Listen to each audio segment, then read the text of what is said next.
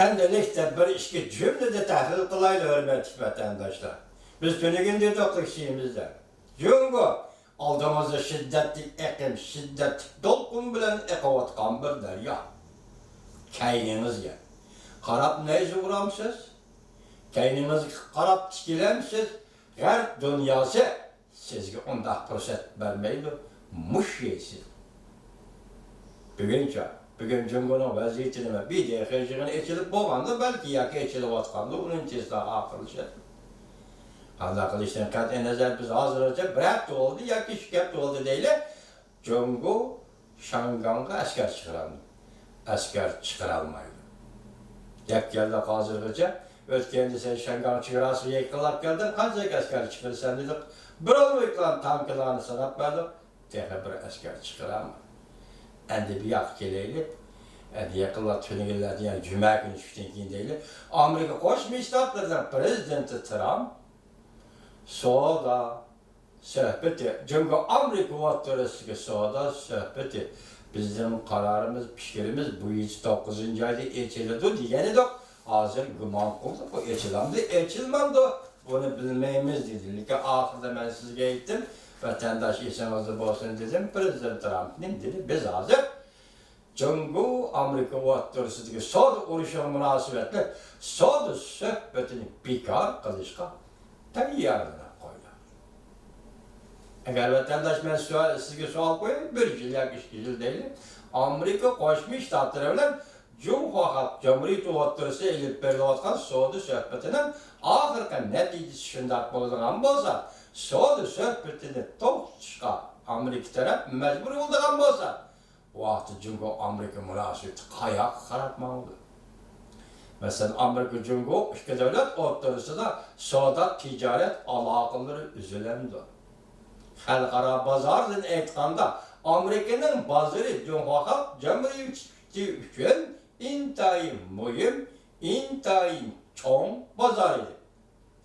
Burada Amerika xalqi naf oladi, lekin Amerika xalqiga selektirganda Cumhurliklar ko'plab naf oladi. Hozir boshda aytdik-ku, dollar Şangan orqali keladi deb naf oladi.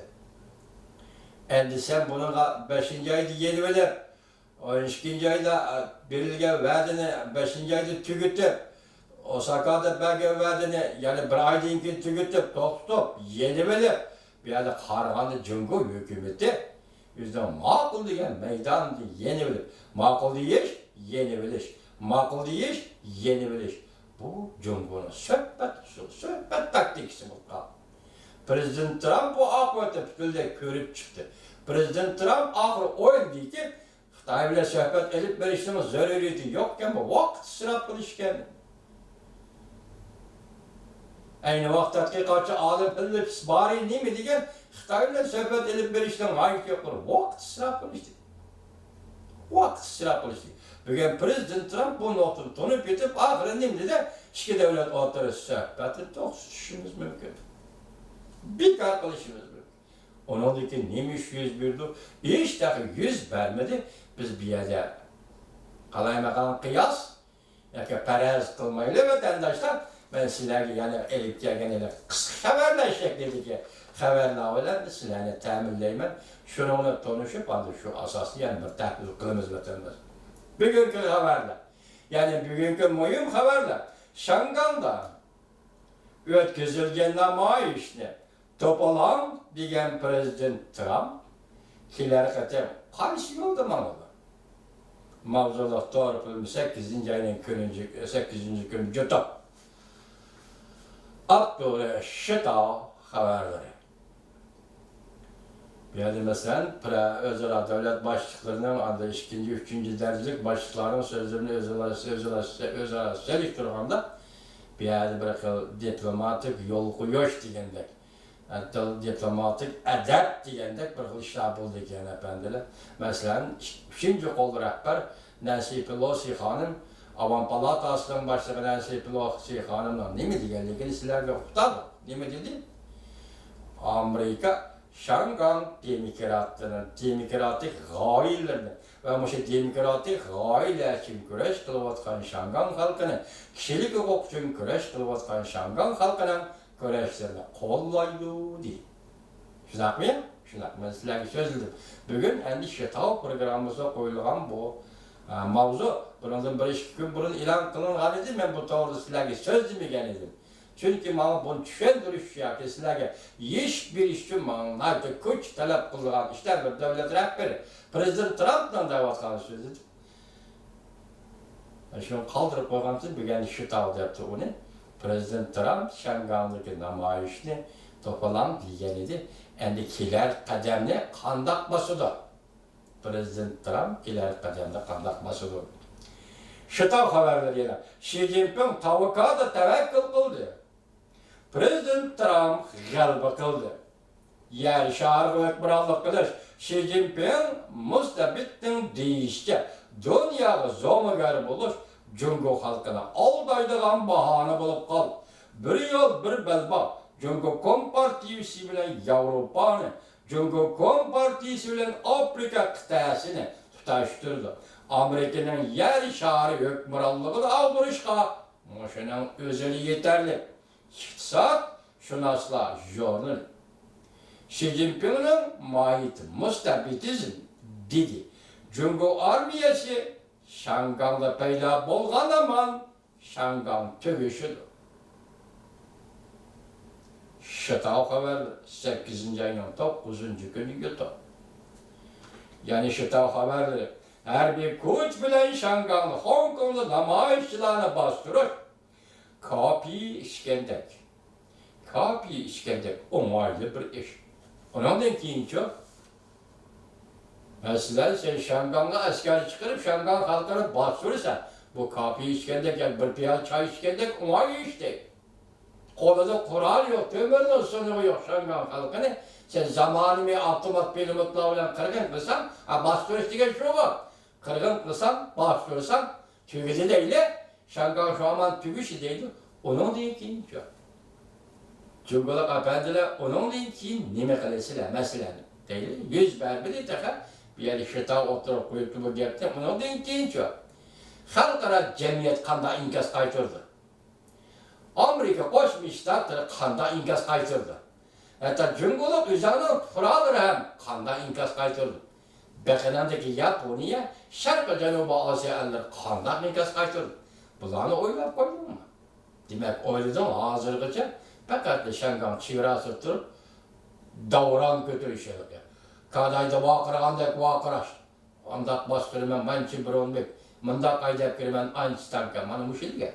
Bir yer lazım. Şıtav, nime deydi, kırdım bastırdım, kiyince. Onun da kiyince. Hücum kılış karakterlik kural sebebinden kol gelingan Ping Jungxian kepilge koyup bir tekşürüşüne red kıldı. Kol gelingan Xi Gong yığılap durar. Şangang halkı gayret kıldı dedi. Bütün torbetlerini zırzızgı saldı. Şıtav haberli 8. ayının 9. günü Xi Jinping halk pulunun kursunu düşürüp Prezident Trump'a taqabül turmakçı oldu.